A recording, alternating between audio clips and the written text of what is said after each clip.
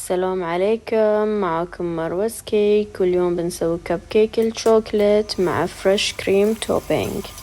الوصفة سهلة وسريعة. في البداية خلطت كيكة شوكلت في الخلاط في صينية عادية. بديت أصف أوراق الكب كيك عشان تكون جاهزة لصب الخليط.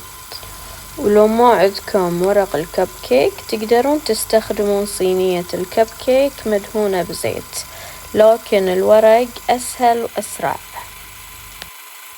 اتأكد دائما ان الأوراق تكون مستوية وما فيها أي تجاعيد علشان الكب كيك ما يتشوه في وقت الخبز. باستخدام ملعقة آيس كريم أملأ كل ورقة بحوالي ملعقتين من الخليط علشان يطلعون كلهم متساويين.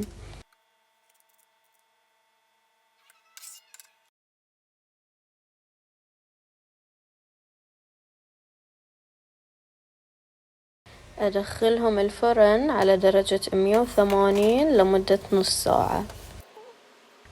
وهني الكب كيك جهز، أتركه يبرد قبل ما أبدأ أزين.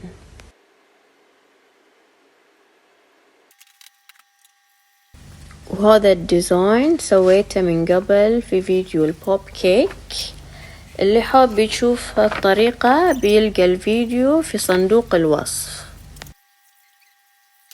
واستغليت وقت التلوين وأضفت في الخلاط فريش كريم وسكر بودرة وفانيلا، وانتظرت تقريبا 5 دقايق حتى تماسكت الكريمة.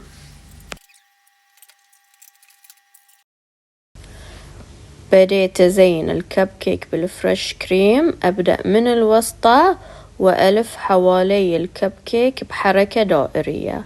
استخدمت قمع التزيين رقم 1M أو 1M عشان يطلع الشكل ناعم وجميل. حركة التزيين مهمة عشان تعطي الشكل احترافي وجميل. دائما خلي اللفة متناسقة.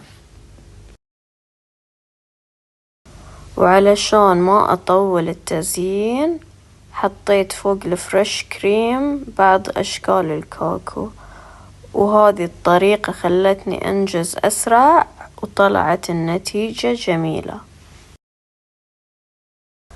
وهذا الخليط طلع لي تقريبا 45 كب كيك. بالنسبة للكريمة استخدمت كوبين و5 ملاعق بودرة سكر وملعقة صغيرة فانيليا.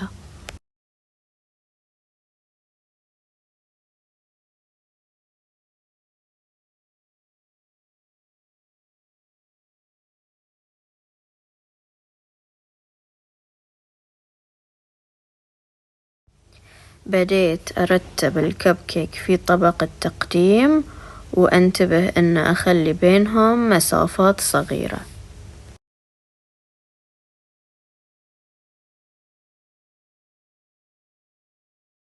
لما زاد عندي شوية جولد داست استغليته وبديت ألون في آخر الكب كيكات بالفرشاة عشان يعطي لمسة مميزة.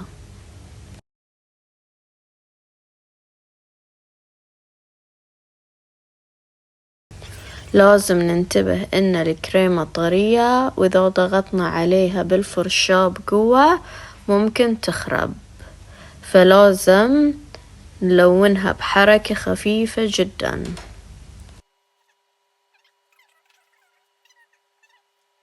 وإن شاء الله يكون الفيديو عجبكم. لا تنسون اللايك والشير والسبسكرايب. مع السلامة، وأشوفكم في الفيديو الجاي.